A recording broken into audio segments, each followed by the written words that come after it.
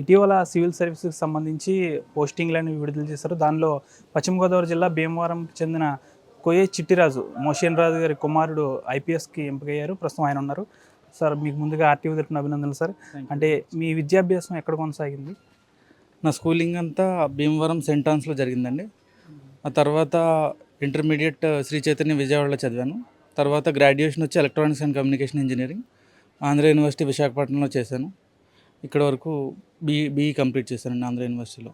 అంటే సాధారణంగా మీది రాజకీయ నేపథ్యం ఉన్న కుటుంబం, సివిల్ సర్వీస్ వైపు ఎందుకు రావాలనుకుంటున్నారు? మీరు కూడా రాజకీయంలోకి వెళ్ళాలనుకోలేదా? ఎందుకు? మా నాన్నగారు చిన్నప్పుడు గ్రాస్ రూట్ లెవెల్ వర్క్ చేశారండి. మున్సిపల్ కౌన్సిలర్గా వర్క్ చేశారు.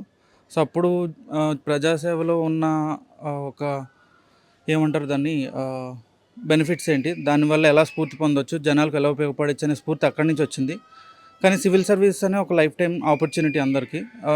నిత్యం ప్రజలకు సేవ చేయాలి, వాళ్ళ జీవితాల్లో ఎంతో కొంత మార్పు తీసుకురావాలి మన డ్యూటీ ద్వారా అనే స్ఫూర్తి అక్కడే మొదలైంది. నేచురల్గా చెప్పాలంటే నాన్నగారే స్ఫూర్తి.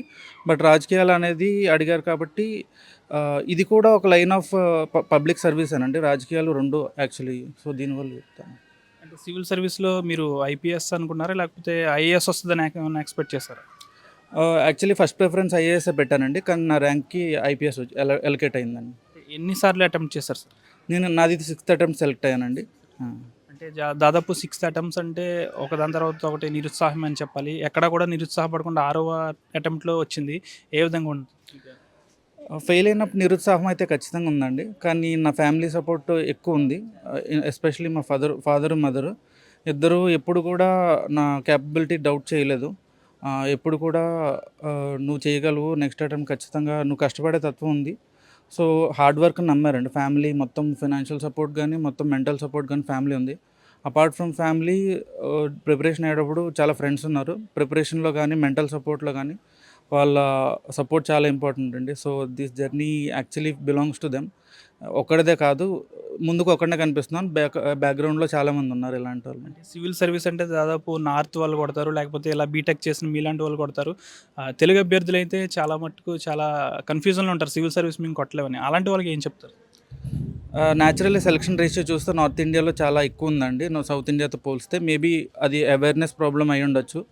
అండ్ ఇంకొకటి చాలా కష్టమైన ఫీలింగ్తో ఉండొచ్చు. బట్ ఈ ఎగ్జామ్కి కావాల్సింది మినిమం క్వాలిఫికేషన్ డిగ్రీ ఒకటి, దాంతోపాటు హార్డ్ వర్క్ చేసే ఒక మనలో ఆ ఫైర్ ఉండాలి.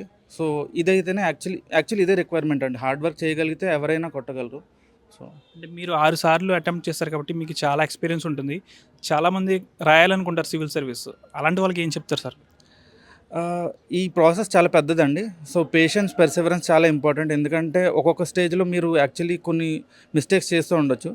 బట్ మీకు ఆ కాన్ఫిడెన్స్ కావాలి, సెల్ఫ్ కాన్ఫిడెన్స్ ఉండాలి. నెక్స్ట్ అటెంప్ట్లో ఇంకా హార్డ్ వర్క్ చేసి ఈ మిస్టేక్స్ రెక్టిఫై చేసి ఖచ్చితంగా సక్సెస్ అవ్వాలనే కాన్ఫిడెన్స్, అలాగే ఫ్యామిలీ సపోర్ట్ కూడా చాలా ఇంపార్టెంట్ అండి దీంట్లో. గ్రామీణ నేపథ్యం ఉన్న విద్యార్థులకి ఏం చెప్పదలుచుకున్నారు? గ్రామీణ నేపథ్యం అంటే ఇదివరకు యాక్చువల్లీ సివిల్ సర్వీసెస్ అంటే పెద్ద పెద్ద నగరాల్లోనే ప్రిపరేషన్ చేయాలని అపోహ ఉండేది. ఈ మధ్యన ఇంటర్నెట్ చాలా పెనిట్రేట్ అయింది. సో ఆన్లైన్లో కూడా చాలా అవైలబుల్ రిసోర్సెస్ ఉన్నాయి.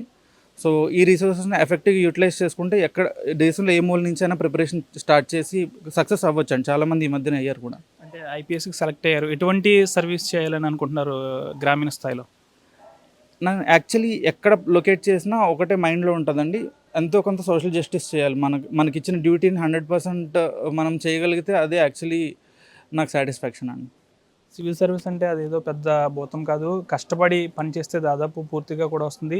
6 సార్లు అటెంప్ట్ చేసినప్పటికీ కూడా ఎక్కడ నిరుత్సాహపడకుండా 6వసారి సివిల్ సర్వీస్లో విజయం సాధించి ఐపీఎస్కి ఎంపిక అయ్యారు. శాసన మండలి సభ్యులు చైర్మన్ కొయ్యే మోషన్ రాజు కుమారుడు చిట్టిరాజు. ప్రస్తుతం ఆయన కొన్ని రోజుల్లోనే ట్రైనింగ్ కూడా వెళ్ళనున్నారు. అయితే గ్రామీణ నేపథ్యం ఉన్న విద్యార్థులు కూడా సివిల్ సర్వీస్ కొట్టొచ్చు, కాస్త కష్టపడితే చాలు అని కూడా నూతనంగా ఐపీఎస్కి ఎంపికైన చిట్టిరాజు అయితే తన అభిప్రాయాన్ని అయితే వెల్లడించారు. కెమెరా పర్సన్ శేఖర్తో మన ఆర్టీవీ భీమవరం నుంచి.